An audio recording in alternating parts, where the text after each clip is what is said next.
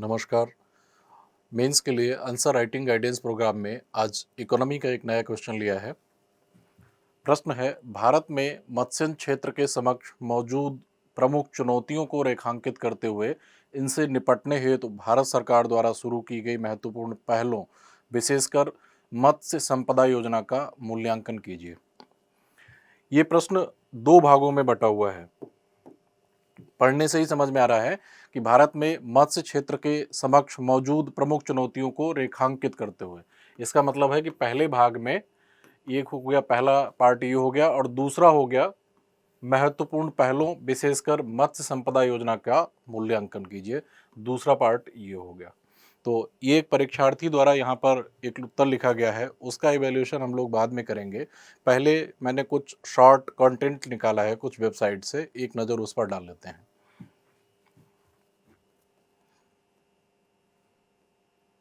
ये वेबसाइट्स हैं, इनसे मैंने कुछ शॉर्ट नोट्स निकाले हैं, जिनमें एक वेबसाइट प्रधानमंत्री मत्स्य संपदा योजना के लिए स्पेशली डेडिकेटेड है, वहीं से मैंने लिया है। एक पीडीएफ था जिससे कुछ गवर्नमेंट की इनिशिएटिव्स या कुछ पहलों के बारे में एक पीडीएफ में जानकारी दी गई थी। भारत में मत्स्यन के बारे में एक पैराग्राफ में कुछ संक्षिप्त जानकारी दी गई है, जो कि इस प्रश्न के उत्तर के लिए भूमिका का कार्य कर सकता है। ये पैराग्राफ, मत्स्यन देश की अर्थव्यवस्था का एक महत्वपूर्ण घटक है, जो भारत की जीडीपी का 1.0% इसका शेयर है जीडीपी में। भारत में 28 मिलियन से अधिक लोग मछली पकड़ने के उद्योग से प्राप्त आय पर जीवित रहते हैं। ये क्षेत्र राष्ट्रीय जीबीए में 1.24% और कृषि जीबीए में 7.28% का योगदान देता है। विश्वव्यापी मछली उत्पादन में 7.56% हिस्सेदारी के साथ भारत दुनिया का दूसरा सबसे बड़ा मछली उत्पादक देश है। अब आ जाते हैं, जैसा कि प्रश्न की जो मांग थी, प्रश्न के पहले भाग में लिखा हुआ था कि भारत में मत्स्य क्षेत्र से संबंधित चुनौतियां कौन कौन सी हैं। तो एक नज़र डाल लेते हैं यहाँ पर। जलीय और मत्स्य संसाधनों के से संबंधित विश्वसनीय डेटाबेस का अभाव, अवैध, गैर सूचित और अविनियमित मत्स्यन, अपर्याप्त बुनियादी ढांचा और प्रौद्योगिकी, अप्रचलित मत्स्यन जहाज उपकरण जैसे जाल और प्रसंस्करण सुविधाएं क्षेत्र की दक्षता एवं उत्पादकता में बाधा डालती हैं। बाजार अभिगम और मूल्य श्रृंखला अक्षमताएं, विभिन्न विषयों में अपर्याप्त मानव संसाधन विकास और विशिष्ट जनशक्ति का अभाव।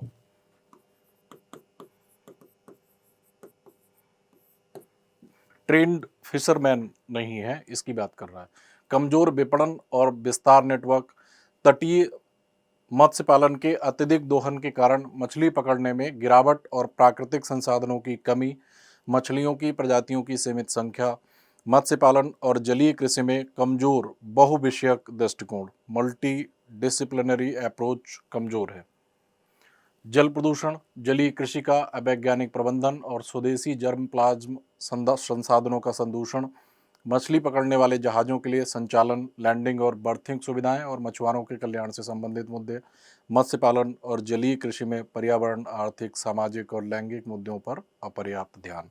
तो ये सारी तो चुनौतियां हो गई। आप लोग अगर अपने इस प्रश्न के पहले भाग के उत्तर के लिए अगर इतनी चुनौतियों में से कुछ भी लिख देंगे, संक्षेप में 5-6 बातें भी लिख देंगे, मोटी मोटी ठोस बातें, तो उनसे भी पहले भाग की उत्तर की पूर्ति हो जाएगी। दूसरा था, इस प्रश्न का दूसरा भाग कह रहा है कि भारत सरकार इनसे निपटने हेतु भारत सरकार द्वारा शुरू की गई महत्वपूर्ण पहलों, विशेषकर मत्स्य संपदा योजना का मूल्यांकन कीजिए। अब हम लोग कुछ इनिशिएटिव्स जो गवर्नमेंट द्वारा लिए गए हैं इस संदर्भ में, उन पे नज़र डाल लेते हैं एक बार।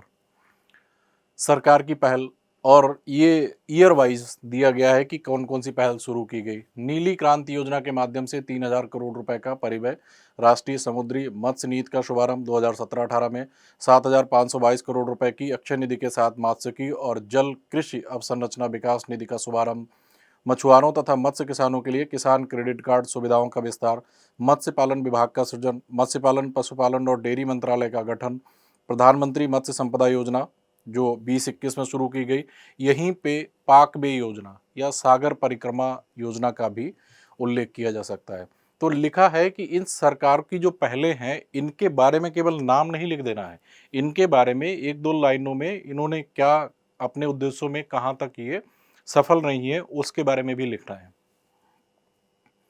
अब आ जाते हैं प्रधानमंत्री मत्स्य संपदा योजना पे। प्रधानमंत्री मत्स्य संपदा योजना मत्स्य क्षेत्र पर केंद्रित एक सतत विकास योजना है जिसे आत्मनिर्भर भारत पैकेज के तहत वित्त वर्ष 2020-21 से वित्त वर्ष 2024-25 तक 5 वर्ष की अवधि के दौरान सभी राज्यों संघ शासित प्रदेशों में कार्यान्वित किया जाना है। प्रधानमंत्री मत्स्य संपदा योजना ने वर्ष 2024-25 के अंत तक 68 लाख रोजगार सृजन की परिकल्पना की है। ये तो एक संक्षिप्त परिचय हो गया इस योजना का। इस योजना में क्या क्या प्रावधान है इसके बारे में ये पीआईबी से डेटा लिया है मैंने, गवर्नमेंट की वेबसाइट है। प्रधानमंत्री मत्स्य संपदा योजना की परिकल्पना ग्रामीण संसाधनों और त्वरित गति से ग्रामीण अर्थव्यवस्था को बढ़ावा देकर ग्रामीण विकास के उद्देश्य के लिए प्रधानमंत्री मत्स्य संपदा योजना को आत्मनिर्भर भारत के एक उपकरण के रूप में परिकल्पना की थी। प्रधानमंत्री मत्स्य संपदा योजना देश के ग्रामीण क्षेत्र की आजीविका बढ़ाने के लिए एक महत्वपूर्ण कारक सिद्ध हो सकता है। इस योजना का मुख्य आदर्श वाक्य मत्स्य पालन क्षेत्र में सुधार, प्रदर्शन और परिवर्तन है। यहाँ पे इस वाले पैराग्राफ में मुख्य प्रोविजंस दिए हैं। प्रधानमंत्री मत्स्य संपदा योजना में सुधारों और पहलों को एक मूल और बुनियादी ढांचा विकास, भारतीय मत्स्य पालन के आधुनिकीकरण, विशेष रूप से नए मछली पकड़ने के बंदरगाहों और लैंडिंग केंद्रों को बढ़ावा देने, पारंपरिक मछुआरों के क्राफ्ट ट्रॉलर, डीप समुद्र में जाने वाले जहाज़ों के आधुनिकीकरण और यांत्रिकीकरण को शामिल किया गया। इसके अलावा पोस्ट हार्वेस्ट हानि को कम करने के लिए पोस्ट हार्वेस्ट सुविधाओं का प्रावधान, कोल्ड चेन की सुविधा, स्वच्छ मछली बाजार, बर्फ के बक्से वाले दोपहिया वाहन और ऐसी अनेक सुविधाएं भी इसमें शामिल हैं। मछुआरों को बीमा कवर, वित्तीय सहायता और किसान क्रेडिट कार्ड की सुविधा भी प्रदान की जाती है। प्रधानमंत्री मत्स्य संपदा योजना ने ग्रामीण अर्थव्यवस्था को मजबूत करके इसके उपयोग को बढ़ावा देने का मार्ग प्रशस्त किया है। और वर्तमान समय में ये योजना शुरू की गई थी 2020 में, 10 सितंबर 2020 को शुरू की गई थी।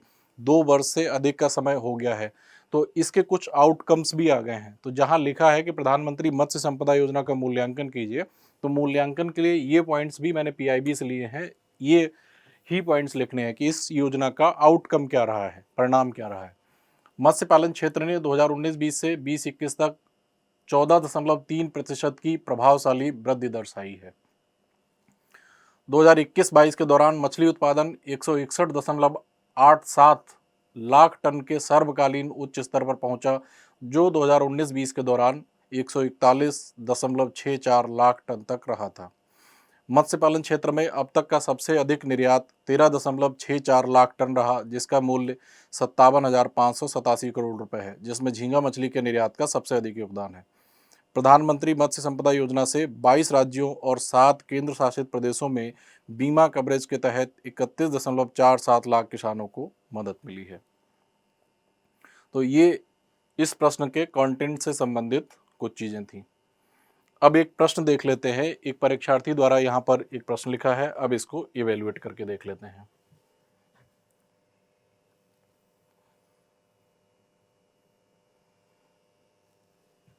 भारत में मत्स्य क्षेत्र के तहत अंतर्देशीय तथा समुद्री क्षेत्रों के अंतर्गत मत्स्य उत्पादन किया जाता है। बात सही है ये। इनलैंड और मैरीन दोनों क्षेत्रों में फिशिंग होती है, जो कि तटीय क्षेत्रों विशेषकर मछुआरों की आय में वृद्धि, भारत की निर्यात क्षमता को बढ़ाने, रोजगार प्रदान कर रहा है। वाक्य संरचना में थोड़ी सी समस्या है यहाँ पर, चूंकि ये क्षेत्र विराम चिन्ह कहीं लगाया ही नहीं है। वृद्धि भारत की निर्यात क्षमता को बढ़ाने, रोजगार प्रदान कर रहा है। चूंकि ये क्षेत्र आर्थिक समीक्षा 2021-22 के अनुसार लगभग 11% की समृद्धि से बढ़ रहा है। ये बात सही है। लगभग 11% जो लिखा है ये 10.87% है, जिसको लगभग 11% लिख दिया गया है। तो ये बात सही है, ये डेटा सही है। अनुसार लगभग 11% की समृद्धि से बढ़ रहा है। स्पेलिंग गलत है। वर्ष 2014-15 से अब तक इस क्षेत्र ने लगभग 8% की वृद्धि दर्ज की है। ये बात गलत है।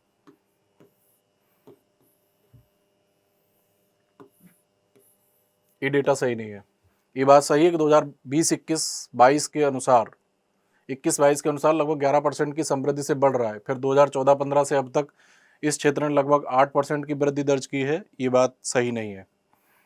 अर्थात इस क्षेत्र में अनेक संभावनाएं हैं, इसी कारण इसे सनराइज इंडस्ट्री भी कहा जाता है। ये बात भी सही है कि फिशरीज को या मत्स्यन को भारत में सनराइज इंडस्ट्री का भी एक दिया गया है दर्जा।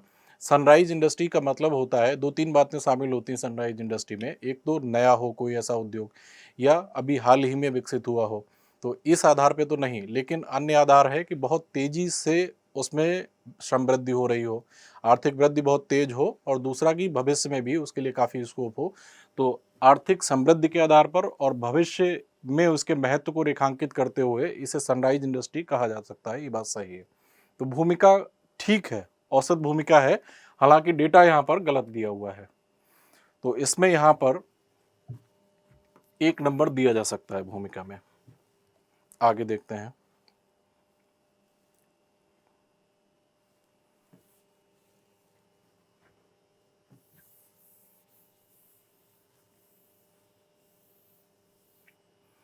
अनेक संभावनाओं वाले इस क्षेत्र में, जहां पर बिंदी की जरूरत है कहीं पे भी नहीं लगाई गई है, स्पेलिंग एरर्स में अनेक चुनौतियां विद्यमान हैं। पहला लिखा है चुनौतियों में, मत्स्य उत्पादन बढ़ाने के लिए पर्याप्त मात्रा में खाद्य पदार्थों की कमी। नहीं, ये पॉइंट गलत है। मत्स्य उत्पादन बढ़ाने के लिए पर्याप्त मात्रा में खाद्य पदार्थों की कमी नहीं। जैसे मान लीजिए समुद्री क्षेत्र में अगर मत्स्य का उत्पादन होता है तो वहाँ कोई खाद्य पदार्थ थोड़ी डाला जाता है समुद्र में जिससे कि मछलियों का विकास हो जाए। प्राकृतिक रूप से वहाँ इतने खाद्य पदार्थ उपलब्ध होते हैं, तो ये बात सही नहीं है। मत्स्य उत्पादन के लिए कोल्ड चेन की सुविधा का अभाव, परिणाम स्वरूप जीवन काल अत्यंत कम। ये बात सही है। आधार संरचना में कमी है। इस क्षेत्र में तकनीकी कुशलता का अभाव, आज भी लोगों द्वारा पारंपरिक तरीके से मत्स्य पालन किया जा रहा है। ये बात भी सही है। जल प्रदूषण अर्थात जलवायु परिवर्तन की समस्या। जल प्रदूषण और जलवायु परिवर्तन दोनों एक दूसरे से संबंधित हैं, बात सही है ये। और 5वां पॉइंट इनकम्प्लीट है। तो ये 3 पॉइंट तो इधर चुनौतियों में सही मिल गए। हालांकि उपर्युक्त चुनौतियों का समाधान करने के भारत सरकार द्वारा कई पहले की गई प्रधानमंत्री मत्स्य संपदा योजना, मत्स्य पालन योजना, नहीं, ये पैराग्राफ कंप्लीट नहीं है, क्योंकि प्रधानमंत्री मत्स्य संपदा योजना तो पेपर में ही लिखा हुआ है, क्वेश्चन में ही लिखा हुआ है। तो प्रधानमंत्री मत्स्य संपदा योजना तो है ही, इसके अलावा पूछा गया था कि जो अन्य पहले जो की गई है सरकार द्वारा उनका मूल्यांकन लिखना था। तो यहाँ पर पहलों के बारे में ही नहीं लिखा, मूल्यांकन तो छोड़ ही देते हैं, तो ये इनकम्प्लीट है। प्रधानमंत्री मत्स्य संपदा योजना, अब जरा प्रधानमंत्री मत्स्य संपदा योजना के बारे में देख लेते हैं। इससे पीछे जो ये चुनौतियों के बारे में लिखा था इसमें भी 3 पॉइंट मिल ही गए हैं, तो इसमें 1.5 नंबर दिया जा सकता है, क्योंकि मैक्सिमम मार्क 15 है, तो मेन बॉडी में 1.5 नंबर इसे यहाँ पर दिए जा सकते हैं। अब आ जाते हैं प्रधानमंत्री मत्स्य संपदा योजना। इस योजना को प्रारंभ करने का उद्देश्य मत्स्य पालन जैसे सनराइज क्षेत्र की संभावनाओं को कई गुना बढ़ाना है। ये बात सही है, लेकिन ये एक बहुत ही जनरल, एक सामान्य बात है, इसमें कोई ऐसा डेटा या कोई फैक्ट नहीं दिया गया है।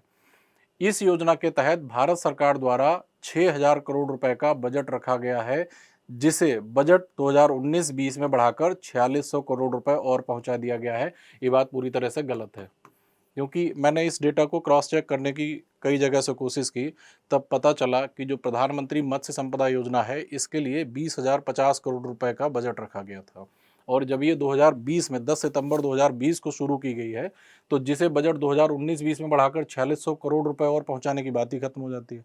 तो ये मनगढ़ंत बातें हैं, ये डेटा गलत है। अगली लाइन देख लेते हैं। इसके तहत तकनीकी सुविधा विशेष रूप से, विशेष लिखा है केवल, तकनीकी सुविधा विशेष, कोल्ड चेन स्टोरेज की सुविधा, मछलियों को पकड़ने के लिए उच्च कोटि के नेट का प्रबंधन किया जाएगा। नेट की जगह जाल लिखा होता ज़्यादा अच्छा होता, क्योंकि नेट इंग्लिश का वर्ड है। ये बात भी सही है। इस योजना का लक्ष्य मत्स्य पालन का जीवीए में योगदान को बढ़ाना, रोजगार के अवसर पैदा करना। ये भी एक सामान्य बात है, जो पहले लिखी हुई थी उसी की ये रिपीटेड लाइन है, शब्द बदल दिए गए हैं। तो यहाँ पे भी 1-2 बातें मिल गई हैं, इनके लिए भी नंबर दिए जा सकते हैं 1.5। निष्कर्ष में देख लेते हैं। अतः 23 मिलियन लोगों को रोजगार देने के साथ, 23 नहीं 28 मिलियन, डेटा गलत है, लोगों को रोजगार देने के साथ कृषि जीवीए में 7%, हाँ यहाँ पे सही है, कृषि जीवीए में 7% के आसपास इसका योगदान है। किधर कुल जीवीए में लगभग 2% मान लेते हैं, क्योंकि 1.24% है कुल जीवीए में, तो अगर लगभग 2% लिख दिया है तो मान लेते हैं, क्योंकि पहले ही शब्द लगभग लिख दिया है, का योगदान देने वाले इस क्षेत्र के विकास के लिए चलायमान मत्स्य संपदा योजना का प्रभावी होने से इसके योगदान को बढ़ाकर देश की समृद्धि, रोजगार के अवसर, पोषण की क्षमता के समावेशी विकास में भी मदद मिलेगी। ये सारी सामान्य सी बातें लिखी गई हैं, जबकि मूल्यांकन में ये लिखा जाना चाहिए था कि इस योजना से अभी तक क्या क्या आउटकम मिले हैं, ये लिखना चाहिए था ऐसे निष्कर्ष में मूल्यांकन को कंक्लूड करते समय, जिसमें था कि मत्स्य पालन क्षेत्र ने 2019-20 से 2021-22 तक 14.3% की प्रभावशाली वृद्धि दर्शाई है और 21-22 के दौरान मछली उत्पादन बढ़ गया है। ये डेटा भी देना चाहिए था। मत्स्य पालन क्षेत्र में अब तक का सबसे अधिक निर्यात हुआ है, ये डेटा भी देना चाहिए था। और ये भी देना चाहिए था कि 31.47 लाख किसानों को मदद मिली है। ये सारा गवर्नमेंट का दिया हुआ PIB वेबसाइट पर दिया हुआ डेटा है, जो मत्स्य संपदा योजना का मूल्यांकन करते हुए इसे लिखना चाहिए था, लेकिन ऐसी कोई भी जानकारी यहाँ पर नहीं दी गई है। तो ये निष्कर्ष भी अधूरा है। हालांकि कृषि जीवीए में 7%, कुल जीवीए में 2% और कुछ ऐसे पॉइंट्स दिए हैं जो हैं तो सामान्य लेकिन कनेक्ट हो रहे हैं क्वेश्चन से, तो मैं लिबरल होकर आधा नंबर यहाँ पर भी दे सकता हूँ। तो कुल इस बच्चे को मार्क्स मिलते हैं 2 और 1.5 नंबर ये हो गया तो 3.5 और 1 नंबर इधर, कुल मार्क्स इसे मिलते हैं 4.5/15। और इसके लिए सलाह दी जाती है कि प्रश्न की मांग को समझकर और जो प्रश्न में पूछा गया है उस पर ध्यान देना है। जैसे इस बच्चे ने पहलों के बारे में पूछा गया कि भारत सरकार द्वारा की गई पहलों, विशेष रूप से मत्स्य संपदा योजना का मूल्यांकन कीजिए। तो इसने किसी भी पहल, मत्स्य संपदा योजना के अलावा किसी भी पहल की चर्चा ही नहीं की। दूसरा है कि इसमें स्पेलिंग की एरर्स बहुत ज़्यादा है, तो स्पेलिंग की गलतियों को चेकआउट करने की ज़रूरत है और प्रश्न की मांग को समझते हुए उत्तर लिखना है। और दूसरी चीज़ है कि इसमें डेटा जो जहाँ पर देना चाहिए था उस डेटा का अभाव था, आंकड़े नहीं दिए गए थे, और जो आंकड़े दिए भी गए थे वे आंकड़े, उनमें से अधिकांश आंकड़े गलत थे। तो यहाँ पर एक तो आंकड़े सही देने हैं, प्रश्न की मांग को समझते हुए उत्तर लिखना है, ये इस बच्चे के लिए सुझाव है। और इस बच्चे को 15 में से 4.5 मार्क्स इसको दिए जाते हैं। अब हम लोग अगले क्वेश्चन में के साथ अगले एपिसोड में मिलेंगे। धन्यवाद, नमस्कार।